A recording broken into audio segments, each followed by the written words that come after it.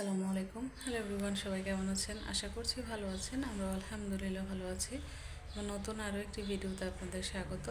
আজকে আমি চাপা শুটকির বড়া বানাচ্ছি, তো সেটাই আপনাদের সাথে শেয়ার করছি। তো বড়ার জন্য আমি এখানে লাউ পাতা নিয়েছি, লাউ শাক আর কি, আর হচ্ছে চাপা শুটকিটাও আমি ধুয়ে রেখেছি। লাউ শাকটাও আমি কিন্তু ধুয়ে ঝুড়িতে রেখে দিয়েছি পানি ঝরানোর জন্য। আর চাপা শুটকিটাও কিছুক্ষণ ভিজিয়ে রেখেছিলাম, তারপরে ভালো করে ধুয়ে বাটিতে নিয়েছি। আর শুকনো মরিচটাও আমি ধুয়ে তারপরে পানিতে ভিজিয়ে রেখেছি, যেন বাটতে আমার সুবিধা হয়, মরিচটা যেন নরম হয়ে আসে। আর নিয়েছি রসুনটা হচ্ছে দেশি, আমি 3-4টা রসুন নিয়েছি, ছিলে পরিষ্কার করে ধুয়ে রেখেছি। তো রসুন সবগুলো দিব না, হাফ দিব। আর হচ্ছে পেঁয়াজ কেটে নিয়েছি, পেঁয়াজ কিন্তু অনেক পরিমাণে কেটেছি, প্রায় 1 কেজি। তো পেঁয়াজটা কিন্তু শুধু আজকের জন্য না, আরও 2-3 দিন আমি রান্না করতে পারবো, সেইভাবে আমি একসাথে অনেকগুলো কেটে রেখেছি। তো ঢাকনা দিয়ে রেখে দিয়ে ফ্রিজে নর্মাল চেম্বারে রাখলে আর কি 2-3 দিন ভালো থাকে, 2-3 দিন না আরও বেশি ভালো থাকে। তো এখানে আমি চাপা শুটকিটা আর হচ্ছে ওই শুকনো মরিচ একটু লবণ দিয়ে বেটে নিচ্ছি ভালো করে। তো আমি 2-3 বার বেটেছিলাম। তো শুকনো মরিচ আর চাপা শুটকিটা ভালো করে বাটা হয়ে গেলে পরে আমি এখানে রসুন দিব। রসুনটাও আমি এগুলোর সাথে বেটে নিব। আর পেঁয়াজটা বাটবো না, পেঁয়াজটা আমি হাত দিয়ে মেখে দিয়ে দিব। মানে রসুন আর হচ্ছে শুকনো মরিচ আর শুটকিটা বেটে তারপরে পেঁয়াজের সাথে হাতে মাখিয়ে আমি বড়াটা বানাবো।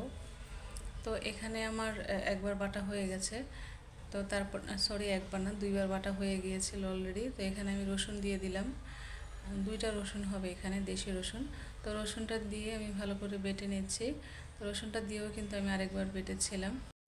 যেহেতু চাপা শুটকি ছোট ছোট কাটা আছে, সেই জন্য আমি ভালো করে বেটে নিচ্ছি, কাটা যেন আর মুখে না লাগে বা হাতে না লাগে, সেই জন্য। আমার আজকের ভিডিওটা যদি আপনাদের কাছে ভালো লাগে, please like, comment and share করবেন বেশি বেশি। যারা আমার এই ভিডিওটি ইউটিউব চ্যানেল থেকে দেখছেন, আমার চ্যানেলটিকে এখনও সাবস্ক্রাইব করেননি, প্লিজ আমার চ্যানেলটিকে সাবস্ক্রাইব করে লাইক, কমেন্ট অ্যান্ড শেয়ার করবেন বেশি বেশি। তো এখানে আমার শুটকি আর রসুন আর হচ্ছে শুকনো মরিচটা বাটা হয়ে গেছে। তো এখানে আমি পেঁয়াজ দিয়ে মাখিয়ে নিব, আর সামান্য কিছু লবণ দিব যতটুকু প্রয়োজন হয়। লবণ দিয়ে আমি পেঁয়াজ দিয়ে এটা মাখিয়ে নিব ভালো করে। অনেক পরিমাণে পেঁয়াজ দিয়েছি। তো আমি ভয়েস দিচ্ছিলাম, আমার বাসায় যে পাখিগুলো আছে ওই পাখিগুলোও ডাকছিল। তো এখানে আমি লবণ দিয়ে দিচ্ছি পরিমাণ মতো। তো লবণটা দিয়ে আমি মেখে নিচ্ছি ভালো করে। তো ইউটিউব চ্যানেলের কথা যেহেতু একটু আগে বললাম, আরও কিছু কথা শেয়ার করি। তো ইউটিউব চ্যানেল আমার চ্যানেলে আর কি যারা যারা সাবস্ক্রাইব করেছে, তো তাদের চেয়ে বেশি যারা সাবস্ক্রাইব করেনি, তো যারা করেনি আর কি তারাই বেশি আমার ভিডিও দেখে। যারা সাবস্ক্রাইব করেছে তারা ভিডিও কিন্তু দেখে না, এটা আসলে সত্যি কথা। যারা সাবস্ক্রাইব করে তারা কখনো ভিডিও দেখে না, খুব কম দেখে। আর যারা করে না তারাই বেশি দেখে। তো কথা বলতে বলতে এই তো আমি লাউ পাতার মধ্যে ভর্তাটা দিয়ে দিলাম। তো ভর্তাটা অনেকেই অনেকভাবে করে, মানে অনেকে করে কি এই ভর্তাটাই আমি যেটা ভিতরে দিলাম সেটা তেলের মধ্যে কিছুক্ষণ রান্না করে, মানে তেলে ভেজে তারপরে লাউ পাতার ভিতরে দিয়ে সেটা আবারও অল্প তেলে ভাজে। তো আমি আজকে কাঁচাটাই বানাচ্ছি। তো অনেকে অনেক রকম করে বানায়, আসলে সবগুলোই কিন্তু ভালো লাগে। ভর্তা বলে কথা, ভর্তা কিন্তু ভালোই লাগে। তো এই তো আমার সবগুলো বানানো হয়ে গেছে। তো আমি পরে সুতা দিয়ে এগুলো বেঁধে নিয়েছি, কারণ মনে হচ্ছিল যেন খুলে যাবে, কারণ একটা করে পাতা দিয়েছি তো মনে হচ্ছে খুলে যাবে, সেই জন্য আমি সুতা দিয়ে বেঁধে দিয়েছি। যদি 2টা করে পাতা দিতাম তাহলে খুলতো না। তো আমার কাছে অল্প কিছু পাতাই ছিল, লাউ শাক এনেছিলাম, তো একদিন ভাজি করে খাওয়া হয়ে গেছে। আর 8-9টা হবে পাতা, আমি যেগুলো বড় বড় মানে নিতে পেরেছি আর কি ভালো, সেগুলোই রেখেছিলাম।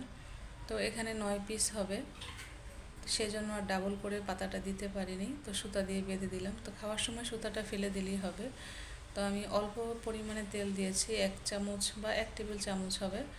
তো দিয়ে আমি এই তো ভাজতে দিয়ে দিলাম। তো ঢাকনা দিয়েছি যেন পাতাটা সিদ্ধ হয়ে যায়, আর ভিতরটাও যেন ভালো করে সিদ্ধ হয়, রান্না হয়।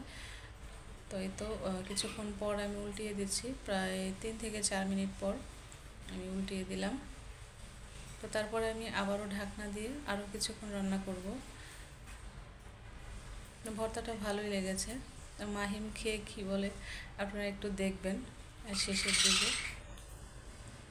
তো আবারও আমি উল্টিয়ে দিচ্ছি।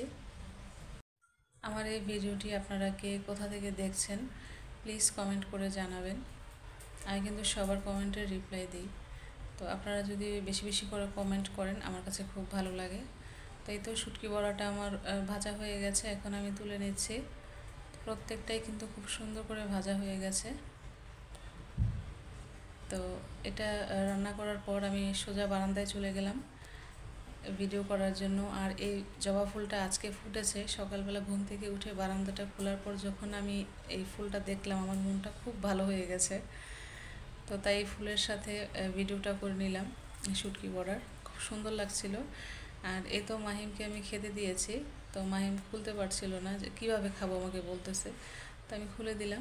তো মাহিম খাচ্ছে আর খেয়ে বলতেছে খুব মজা হয়েছে। তো তখনের কথাটা আর কি আমি মিউট করে দিলাম, কারণ সাইডে অনেক সাউন্ড হচ্ছিল, সেই জন্য। আরও অনেক কথা বলতেছিল খেয়ে মজা হয়েছে, আপনারা বাসায় ট্রাই করবেন, এটা সেটা অনেক কিছু।